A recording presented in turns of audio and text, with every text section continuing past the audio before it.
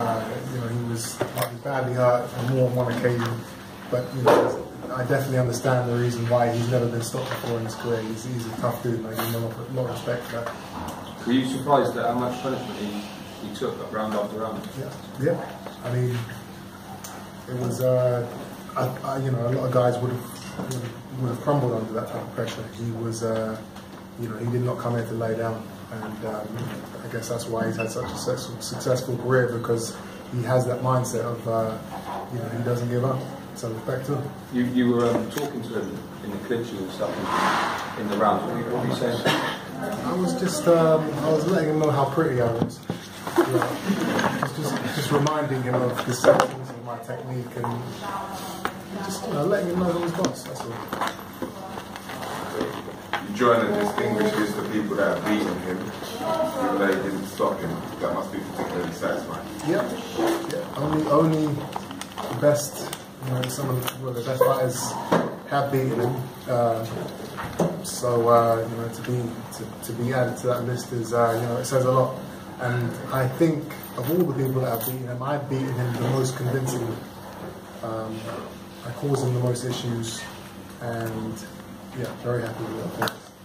What do you think the win in those circumstances in that fashion does for your kind of reputation on the world scene, maybe in America? I made a statement. It's clear to see that I am the real deal. That I'm in the ring with a guy who is elite level, and I made him look amateur. He didn't hit me. I have nothing in my face. I said I was there to make a statement, and that's exactly what I did.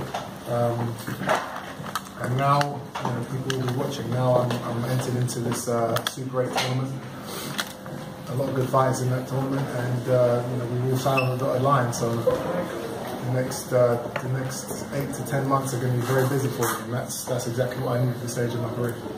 Was the fight tougher than you thought it would be, or did you think it was easier than you thought it would have been? The fight wasn't tougher than I thought it would be. He was, in terms of the punishment that he took. But I knew with my work rate and my defence, I knew that's how the fight would play out. I knew I would be lighting him up, and I knew he would be missing with a lot of shots. The ferocious uppercuts you were throwing, I think you broke his nose in the third or fourth round. I don't know how that guy carried on taking your shots. The power was... He's done it before. I think he had a broken jaw in one of his fights, and he continued. Edison Miranda. Yeah, so he doesn't quit, and that you can't take that away from him. You've got to respect him for that. But the uppercut was definitely something I worked on for this guy. I knew he'd be open to it. Very tight guard around the sides, and I knew the uppercut would make it through if I continued throwing for him. So, yeah. George Groves was an interested party working for ITV tonight. Do you see yourself especially on a collision course with George? It has to be. We will be in the ring within the next 5 to 6 months. We both have fights around September time, and I'm going to win mine. If he wins his, then we will meet early next year. So, have you sparred him ever? Many times. Any comments? I know it's only sparring. That was common knowledge for the last 4 years. He beat up George Groves, didn't he? Go on, Ron. Yeah. That was common knowledge. He sparred with him before he even turned pro. Groves knows what I am. He knows what's happened in the past, and he might play down the fact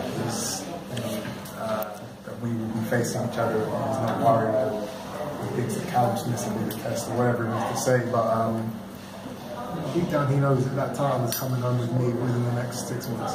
Who are you most looking forward to in that Super Series? Groves. He's the one with the title, so that's the only guy I'm looking at. I don't care about anything else really. As the challenge as well, do you think that's going to be the toughest challenge in that league? Well, he has the belt, so he's probably going to fight the hardest, so yeah. Cool. Chris, your father chose Yildirim for your first fight. I chose him. I told my father to pick him. What do you know about him? He's quite similar to Abraham. Yeah, he's similar. He's the fight I thought would be the toughest test out of the names I was given, and also the fight that I thought would make for the most entertaining fight out of the names I was given. So I told my father to pick him, and he has a similar style to Abraham, so that's perfect for me. Can you talk about Abraham's punches? They sounded heavy from ringside. You say you didn't take any. There were probably a few left hooks that I think you landed. But you reacted pretty ferociously to that. You can't be in the water and not get wet. You're going to get caught at some point, but the things he did catch me with, the punches he did catch me with, they were more like glancing blows, because my defense is that's something I work on a lot, and so I'm able to kind of ride the punches. But he's physically very strong, very heavy-handed. I knew that my success in the fight would be determined by not letting him hit, by making him hit air, and that's exactly what I did. Was that in your game plan? It seemed like you're a master of disarming your opponent by his jab. Abraham tried to throw his jab. He was coming underneath his jab, and I think your dad in the corner was trying to say you need to pivot, turn, and throw the punches so you get more power, so you can take him out. So I see when you took away his jab, then it was easy work for you. So the game plan in the team was to disarm Abraham, take away his jab, and therefore you could set up your attacks and easy. Yeah, body work, uppercuts, inside fighting. I got to show everything. I got to show my boxing skills. I got to show my inside work, body work. So in actual fact, me not stopping him, it's a good thing, because I got to showcase what I am and what I can do, and I got to gain experience. But this is the first fight that this is the first ever time in my career that I've taken my foot off the gas towards the end of the fight, especially the 12th round. And that was because obviously I knew, okay, I've got the Super 8 tournament coming up. I've dominated this guy. I know he can be a bit of a dirty fighter sometimes, and I know he in that last, he always tries it in the last round. So you know what? It's not even worth me getting cut, me getting an injury, something that might, hinder my performance in my next fight. So let me just win.